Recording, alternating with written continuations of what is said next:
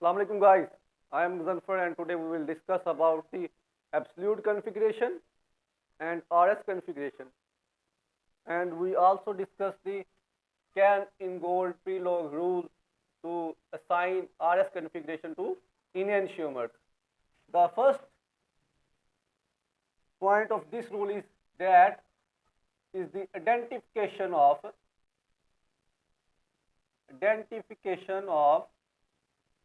chiral center. Identification of chiral center. What is chiral center? A carbon that is directly attached with four different groups is called chiral carbon. It is also known as chiral center. Second point is the assigning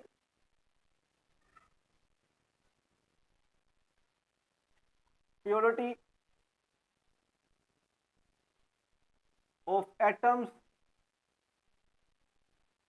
assigning purity to atoms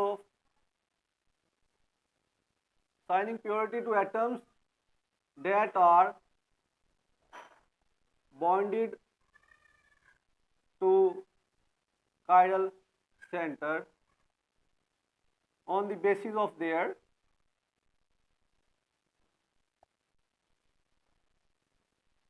atomic number. On the basis of their atomic number. Higher the atomic number, higher the purity, and lower the atomic number, then lower the priority. First rule is the identification of chiral center. Second is the assigning purity to the atoms that are bonded to the chiral center on the basis of their atomic number.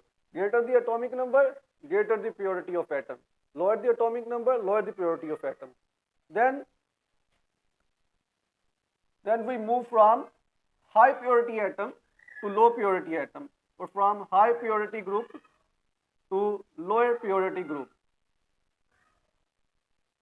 We move from 1 to 3 direction. And if the rotation is clockwise, then we call it R configuration, and if the rotation is anti-clockwise, then we call it as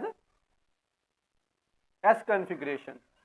But this rule is only valid when our lowest purity group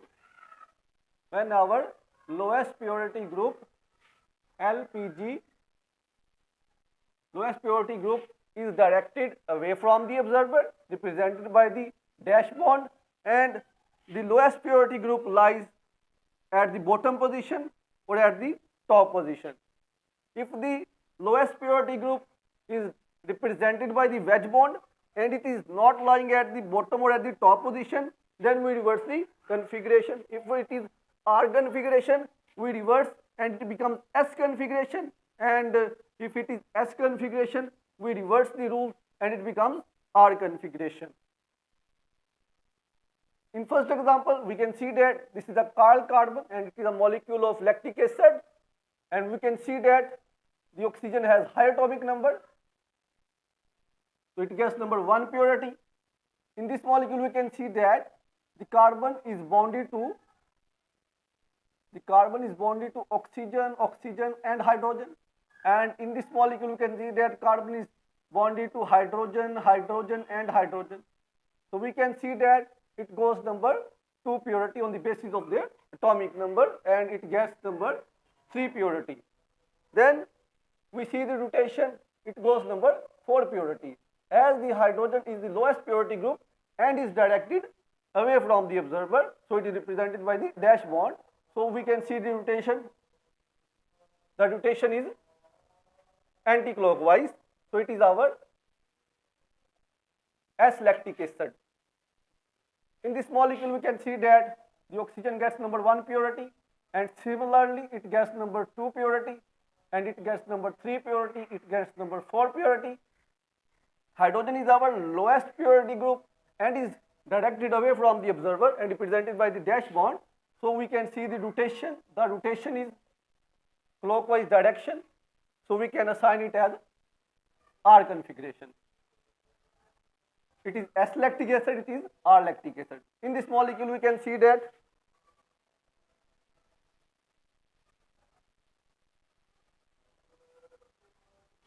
this is a chiral carbon.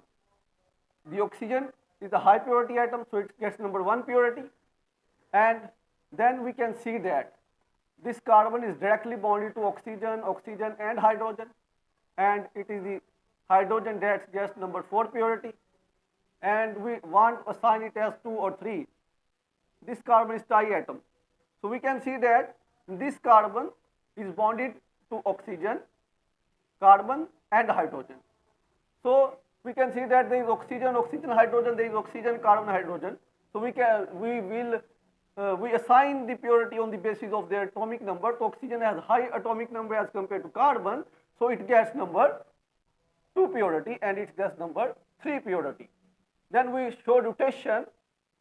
The rotation is anti-clockwise, but our lowest purity group is not present at the top position, not at the bottom position.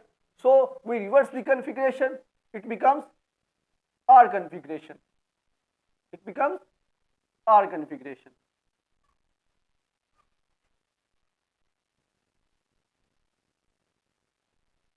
Similarly, for this chiral carbon, how we assign? The oxygen gets number 1 purity, and similarly, see, the carbon is directly bonded to oxygen, oxygen and hydrogen, so it gets number 2 purity, and this chiral carbon gets number 3 purity according to the CIP rule. So we can do rotation in 1, 2, 3 direction. So we can see that it is also anti-clockwise rotation, but our lowest purity group, hydrogen, is not present at the top position, not at the bottom position. So we reverse the configuration, so it becomes R configuration. It is our tartaric acid, not lactic acid. It is tartaric acid. In this molecule, you can see that the oxygen gets number 1 purity, it gets number 2 purity, and this carbon gets number 3 purity, and the hydrogen number 4 purity. Now we see the rotation. The rotation is clockwise.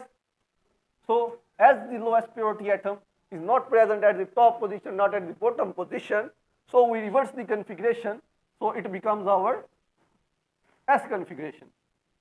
Similarly, for this carbon, we can see that this oxygen gets number 1 purity,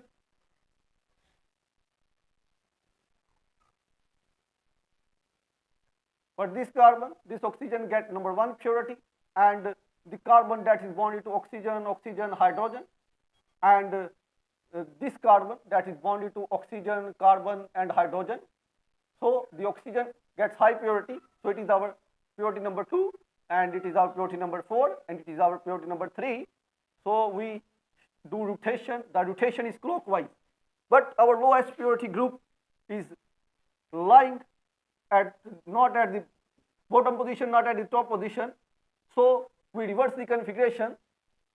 So it is our S configuration. It is not our R configuration. If the lowest purity group is at the top position or at the bottom position, and it is represented by the dash bond, meaning it is directed away from the observer, then we do rotation in 1, 2, 3 direction, and if this rotation is clockwise, then we assign it R. If this rotation is anti-clockwise, then we assign it as S configuration. In next example, we can see that this carbon is our chiral carbon, and in this carbon is directly bonded to carbon, hydrogen, hydrogen, and this carbon is also directly bonded to carbon, hydrogen, hydrogen. So they are connected to the same atoms, so we cannot assign them purity. So now we see beyond the carbons, these two carbons. So we can see that this carbon is bonded to carbon, this carbon is bonded to carbon, carbon, hydrogen, and this carbon is bonded to carbon, hydrogen, hydrogen. So we can see that this carbon that is directly bonded to carbon, carbon hydrogen gets number 1 purity, and this carbon, that is carbon hydrogen, hydrogen gets number 2 purity, and this carbon that is bonded to hydrogen, hydrogen, hydrogen gets number 3 purity, and this carbon gets number 4 purity. And we do rotation. The rotation is clockwise, so it is our R configuration, and we call it R 4-methyl cyclohexene.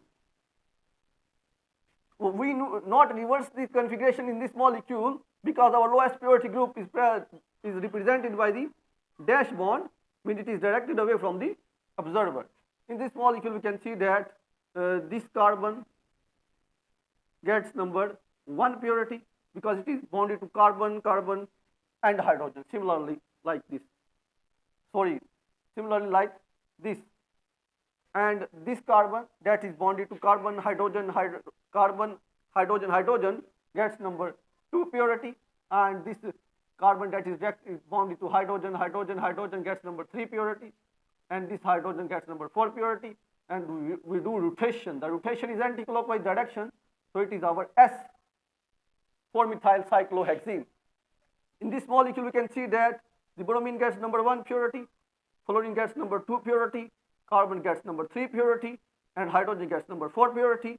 Now we do the rotation in 1 to 3 direction. Then the rotation is anti-clockwise, so it is our S configuration. In this molecule, we can see that bromine gets number 1 purity, fluorine number 2 purity, carbon number 3 purity, hydrogen number 4 purity, and the hydrogen is directed away from the observer, and we do rotation in 1 to 3 directions. So it